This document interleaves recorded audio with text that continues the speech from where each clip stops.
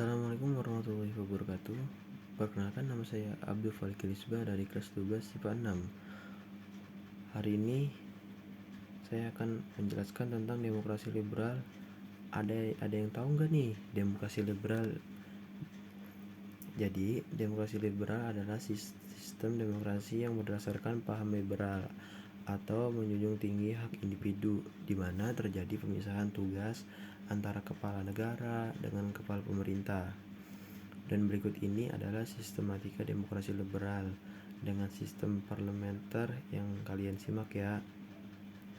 Hal-hal yang menjadi selama penerapan demokrasi liberal yaitu pertama adalah stabilitas politik dan ekonomi tergantung akibat sering terjadi pergantian kabinet atau dalam kurun waktu lebih dari 9 tahun terjadi 7 kali pergantian kabinet.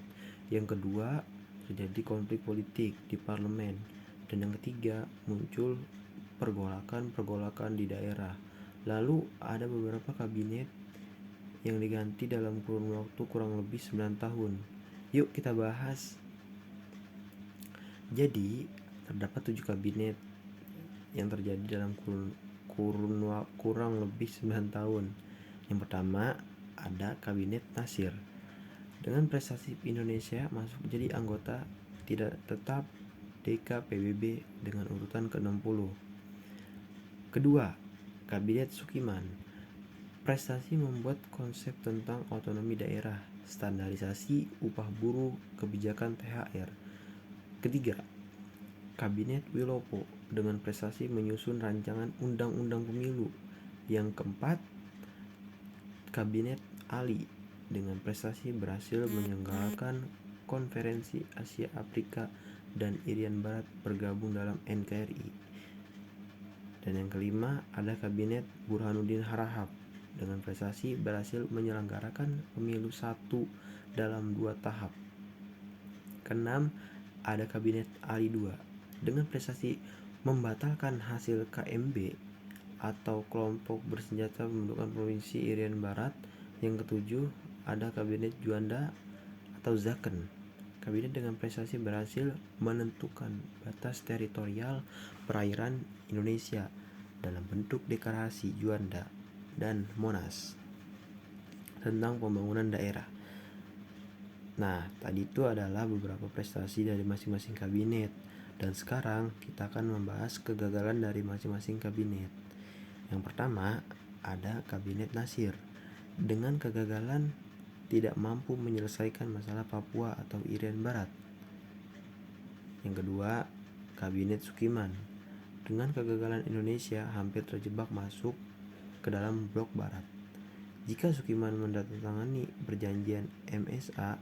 Yang ketiga, kabinet Wilopo. Dengan kegagalan terjadi kasus sengketa lahan di Tanjung Morawa. Keempat, kabinet Ali I. Kegagalannya yaitu inflasi yang tinggi atau ekonomi memburuk dan gagalnya program ekonomi Alibaba.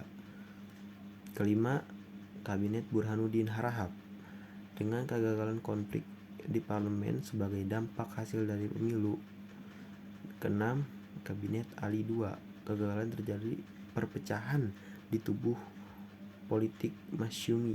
Dan terakhir, kabinet Juanda atau kabinet dengan kegagalan demokrasi gagal menyusun undang-undang baru. Dan juga terdapat informasi tentang kebijakan-kebijakan ekonomi masa demokrasi liberal seperti 1. Sistem ekonomi gerakan benteng, yaitu sistem ekonomi gerakan cara memberikan pinjaman atau kredit lunak bagi pengusaha bumi dan mengalami kegagalannya seperti banyaknya kasus kredit macet. Lalu yang kedua, sistem ekonomi Alibaba, yaitu sistem ekonomi orang tua asuh di mana pengusaha non pribumi mengasuh atau mendidik pengusaha pribumi. Kegagalannya karena pengusaha pribumi hanya menjadikan alat untuk dapat bantuan modal. Ketiga, sistem ekonomi Gunting Sapruddin atau Sanering, yaitu sistem ekonomi dengan cara memotong nilai mata uang rupiah dan kehilangan setengah nilainya. Kegagalannya itu inflasi semakin tidak terkendali karena rupiah kehilangan nilainya. Keempat, sistem ekonomi Pancasila. Itu sistem ekonomi dengan cara memberikan bibit unggul pada para petani karena tidak ada pengetahuan cara bercocok tanam yang baik dan benar. Berikut adalah bagian-bagian yang terdapat dalam demokrasi liberal. Semoga materi ini dapat dimengerti dan bermanfaat untuk kalian semua. Terima kasih. Assalamualaikum warahmatullahi wabarakatuh.